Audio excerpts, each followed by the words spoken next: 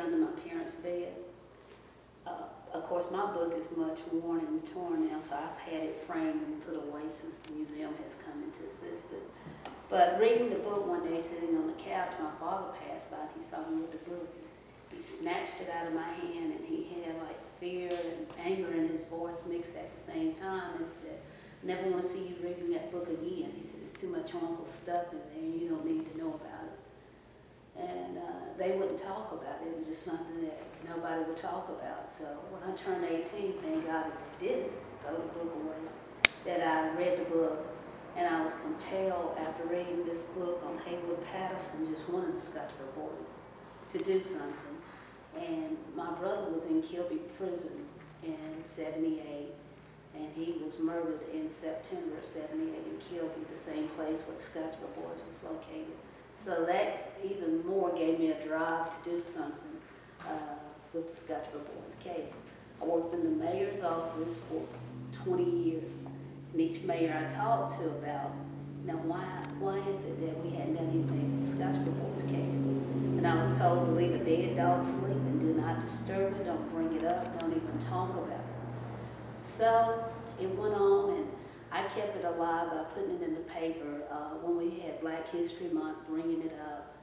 And 2006, I think that we had marched from one of the churches to the courthouse square, and the mayor then was Dan Deason, and the commissioner was James Tidmore. And they apologized for the way the city and the county handled the case with the Scottsboro boys. And in 2004, the Historical Association put a marker on the courthouse square. That had been in talks for 2 years, and they included myself and Louise Tolliver and James Hodry, who had been with me on several occasions when I spoke about the Scottsboro boys case. And they put the mark up after 2 years. They had to word it right, make sure it did reference more of the Scottsboro boys than it did the courthouse. They wanted to make the courthouse a historical marker for having the trial there, but they didn't want to recognize the Scottsboro boys as being a historical, as being such a historical event that happened to the 9 young black men. They didn't want to focus on that part of the Scottsboro boys. They was focused more on the courthouse playing a significant part in the Scottsboro boys trial. And that came about in 2004. So we discussed a museum. And we thought we was going to get the depot as a museum, but it turned out that different people didn't want the Scottsboro boys located in the railroad depot. So that fell through. And I kept looking and looking for a place.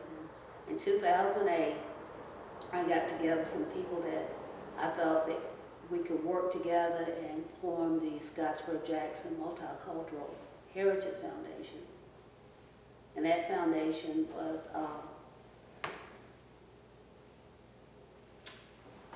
started with the idea of doing things in the community to help the community, to beautify the north side of town. And it's supposed to reach out across the county to bring different culture to life.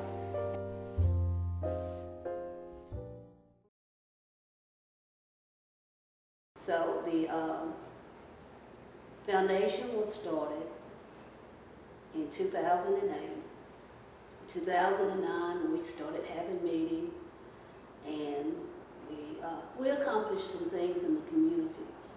And in 2010, the big event came about in December when we got the key and came into the church. And I knew then that this was going to be Scottsboro Boys Museum. It just felt right. Everything felt right about this church. When I walked in, it just felt like a final resting place to tell their story and tell it in the truth, not like mangled up or somebody telling you how to tell it, but we can project and show what we have and then tell the history of the Scottsboro boys and the truth. And I was asked, why a museum? Why do you want to bring up a case that's almost 80 years old? I said, because it needs to be known. If this case hadn't happened when it did, when was it going to happen? It started the biggest civil rights movement in the world. When 9 young men were sentenced to death, 8 of them sentenced to death in the same day. and the youngest was 13. And it just snatched my heart to know that, that could happen here. Why did it happen?